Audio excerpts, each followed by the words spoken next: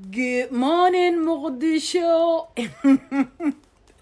Today is gonna be my first day in Mogadishu.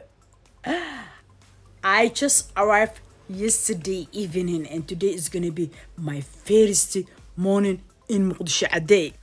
MashaAllah, tabarakallah, it's beautiful. Beautiful. It is more than beautiful. It is so gorgeous. MashaAllah, tabarakallah.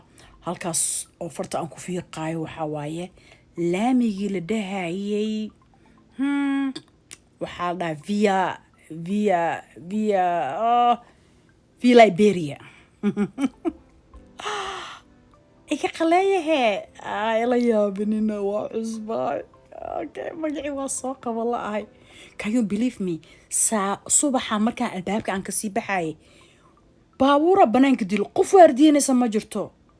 anigana habeenka America kasoo baxayay waxaa ii imaaday Mustaf baabuurkiisa banaanka uu kaga tagay in la jabsadaa la watay. Can you believe that? haddana baabuurkaas day aan hoos idinka tusinayo iyo laba kaloo dhinacaas taalo ayaalaan cid waardiyanaysa mala.